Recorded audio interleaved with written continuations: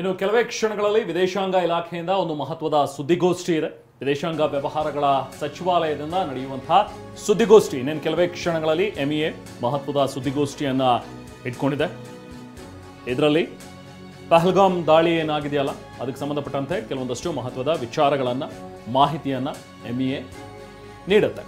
ಮೃತರ ಬಗ್ಗೆ ಅಧಿಕೃತ ಮಾಹಿತಿಯನ್ನ ಶೇರ್ ಮಾಡಿಕೊಳ್ಳುತ್ತೆ MEA. ನಿನ್ನೆ ನಡೆದಂತಹ ಪಹಲ್ಗಾಮ್ನಲ್ಲಿ ಉಗ್ರರ ದಾಳಿ ಏನಾಯಿತು, ಈ ದಾಳಿಯಲ್ಲಿ ಮೃತಪಟ್ಟವರ ಸಂಖ್ಯೆ ಈಗಾಗಲೇ 28. ಯಾರೆಲ್ಲ ಇದ್ದಾರೆ ಅನ್ನುವಂಥದ್ರ ಬಗ್ಗೆ ಈಗಾಗಲೇ ಒಂದಷ್ಟು ಡೀಟೇಲ್ಸ್ ಕೂಡ ಎಲ್ಲ ಕಡೆ ಸಿಕ್ಕಿದೆ. ಅದರಲ್ಲಿ ಕರ್ನಾಟಕದ 2, ಬೇರೆ ಬೇರೆ ರಾಜ್ಯದಿಂದ ಸುಮಾರು ಒಂದು 12 ರಾಜ್ಯದ 28 ಜನ ಏನು ಮೃತಪಟ್ಟಿದ್ದಾರೆ. ಉಳಿದಂತೆ ಕೆಲವೊಂದಷ್ಟು ಜನ ಗಾಯಗೊಂಡಿದ್ದಾರೆ. ಅವರ ಒಂದು ಪರಿಸ್ಥಿತಿ, ಅವ್ರು ಹೇಗಿದ್ದಾರೆ, ಇದೆಲ್ಲದರ ಬಗ್ಗೆ MEA ಈಗ ಪತ್ರಿಕಾಗೋಷ್ಠಿಯನ್ನು ಉದ್ದೇಶಿಸಿ ಮಾಹಿತಿಯನ್ನು ನೀಡುತ್ತೆ. ಡೀಟೇಲ್ಸ್ ನಮ್ಮ ನವದೆಹಲಿ ಪ್ರತಿನಿಧಿ ಹರೀಶ್ ನಮ್ಮ ಜೊತೆಗೆ ಜಾಯ್ನ್ ಆಗಿದ್ದಾರೆ, ಮಾತಾಡ್ತೋಣ. ಹರೀಶ್, ಒಂದ್ ಕಡೆ ಈಗ MEA ಸುದ್ದಿಗೋಷ್ಠಿ, ಬಹುಶಃ ನೆನ್ನೆ ನಡೆದಂತಹ ಒಂದು ಅಟ್ಯಾಕ್ಗೆ ಸಂಬಂಧಪಟ್ಟಂತೆ ಮತ್ತಷ್ಟು ಡೀಟೇಲ್ಸ್ ಅನ್ನ MEA ಇವತ್ತು ಶೇರ್ ಮಾಡ್ಕೋಬಹುದು. ಇನ್ನೊಂದು ಮೀಟಿಂಗ್ ಇರುವಂತದ್ದು, ಹೈ ಲೆವೆಲ್ ನ ಮೀಟಿಂಗ್ ಇವತ್ತು, ಕ್ಯಾಬಿನೆಟ್ ಮೀಟಿಂಗ್ ನಲ್ಲಿ. ಸಹಜ ಈಗ ನೋಡಿ, ಅದರಲ್ಲಿ ಏನ್ ಡಿಸಿಷನ್ ತಗೊಳ್ತಾರೆ, ನಾವು ಯಾವಾಗ ಅಟ್ಯಾಕ್ ಮಾಡ್ತೀವಿ ಅಥವಾ ಅಟ್ಯಾಕ್ ಹೇಗಿರುತ್ತೆ ಅದನ್ನ ಯಾರು ಕೂಡ ಎಕ್ಸ್ಪೆಕ್ಟ್ ಮಾಡ್ತಿಲ್ಲ, ಅದನ್ನ ಬಹಿರಂಗವಾಗಿ ಹೇಳಿ ಅಂತ. ಬಟ್ ಖಂಡಿತವಾಗ್ಲೂ ಇವತ್ತಿನ ಒಂದು ಈ ಉನ್ನತ ಮಟ್ಟದ ಮೀಟಿಂಗ್ ನಲ್ಲಿ ಒಂದು ಖಡಕ್ ಆದಂತಹ ಸಂದೇಶ ರವಾನೆ ಆಗಬೇಕು, ಜೊತೆಗೆ ಒಂದಷ್ಟು ನಿರ್ಧಾರಗಳನ್ನ ತಗೋಬೇಕು ಅನ್ನುವಂಥದ್ರ ಬಗ್ಗೆ ಇಡೀ ಭಾರತೀಯ ನಿರೀಕ್ಷೆಯಲ್ಲಿದ್ದಾನೆ. ಸೊ ಏನ್ ಡೀಟೇಲ್ಸ್ ಇದೆ ಹರೀಶ್ ಈ ಎಲ್ಲ ವಿಚಾರಕ್ಕೆ ಸಂಬಂಧಪಟ್ಟಂತೆ?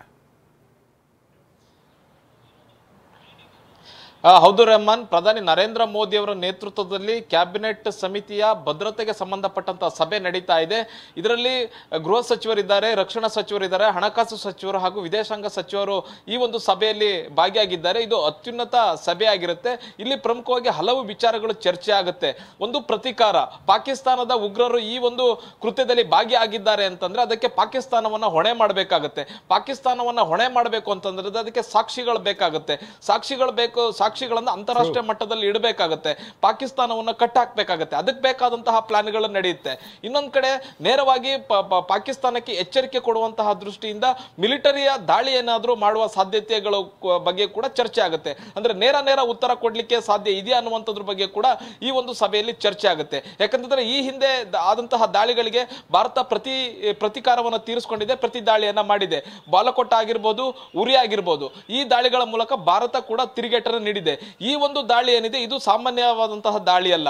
ಇದು ಪಹಲ್ಗಾಮ್ ನಲ್ಲಿ ನಡೆದಿರತಕ್ಕಂತಹ ದಾಳಿ, ಅದು ಪ್ರವಾಸಿಗರ ಮೇಲೆ, ಅಮಾಯಕರ ಮೇಲೆ ನಡೆದಿರತಕ್ಕಂತಹ ದಾಳಿ ಏನಿದೆ ಇದನ್ನ ಭಾರತ ಸುಮ್ಮನೆ ನೋಡಿ ಕುತ್ಕೊಳ್ಳೋದಿಲ್ಲ. ಹಾಗಾಗಿ ಒಂದು ಪ್ರತಿಕಾರವನ್ನ, ಒಂದು ಪ್ರತಿಜ್ಞೆಯನ್ನ ಇವತ್ತಿನ ಸಭೆಯಲ್ಲಿ ಮಾಡ್ತಾರೆ. ಅದು ಯಾವ ಸ್ವರೂಪದಾಗಿರುತ್ತೆ ಅನ್ನುವಂತಹದನ್ನ ಅದು ದಾಳಿ ಆದ ಮೇಲೆ, ಅದನ್ನ ಪ್ರತಿಕಾರವನ್ನು ತೀರಿಸಿಕೊಂಡ ಮೇಲೆ ಗೊತ್ತಾಗುವಂತಹದ್ದು. ಹಾಗಾಗಿ ಇವತ್ತಿನ ಸಭೆ ಬಹಳಷ್ಟು ಪ್ರಮುಖ ಆಗಿರುತ್ತೆ. ಒಂದು ಪಾಕಿಸ್ತಾನವನ್ನು ಅಂತಾರಾಷ್ಟ್ರೀಯ ವೇದಿಕೆಯಲ್ಲಿ ಒಂದು ಕಟ್ಟಿ ಹಾಕುವಂತ ಒಂದು ಪ್ರಯತ್ನ ಆಗಿರ್ಬೋದು, ಅದಕ್ಕೆ ಪೂರಕ ಸಾಕ್ಷಿಗಳನ್ನು ಕೊಡುವಂತಹ ವಿಚಾರ ಆಗಿರ್ಬೋದು, ಜೊತೆಗೆ ಪಾಕಿಸ್ತಾನದ ವಿರುದ್ಧ ಯಾವ ರೀತಿಯಾದಂತಹ ದಾಳಿ ಮಾಡಬೇಕು ಅನ್ನುವಂತ ನಿಟ್ಟಿನಲ್ಲಿ ಕೂಡ ಇವತ್ತಿನ ಸಭೆ ಬಹಳ ಚರ್ಚೆ ನಡೀತಾ, ಅದು ಬಹಳಷ್ಟು ಪ್ರಮುಖವಾಗಿರುತ್ತೆ. Rehman, thank you Harish. ಇನ್ನು ಪಾಕ್ ಉಗ್ರರಿಂದ 28 ಪ್ರವಾಸಿಗರ ಮಾರಣ ಹೋಮ ಆಗಿದೆ. ಇನ್ನು ಪಾಕ್ ಜೊತೆಗಿನ ರಾಜತಾಂತ್ರಿಕ ಸಂಬಂಧವನ್ನ ಕಡಿತ ಮಾಡಿಕೊಳ್ಳುವ ಸಾಧ್ಯತೆ ಇದೆ. ಪಾಕಿಸ್ತಾನದಲ್ಲಿ ಭಾರತದ ರಾಯಭಾರಿ ಕಚೇರಿ ಬಂದ್ ಆಗುತ್ತಾ? ಸಿಂಧೂ ನದಿ ಒಪ್ಪಂದವನ್ನ ಕೂಡ ಸ್ಥಗಿತಗೊಳಿಸುವ ಸಾಧ್ಯತೆ ಇದೆ. ಮಹತ್ವದ ಸುದ್ದಿಗೋಷ್ಠಿ ಇದೆ 7 ಗಂಟೆಗೆ MEAನಿಂದ, ವಿದೇಶಾಂಗ ವ್ಯವಹಾರಗಳ ಸಚಿವಾಲಯದಿಂದ. ಅದರಿಂದ ಒಂದಷ್ಟು ಕುತೂಹಲಕಾರಿ ವಿಚಾರಗಳ ಬಗ್ಗೆ ಮಾಹಿತಿ ಲಭ್ಯವಾಗಲಿದೆ.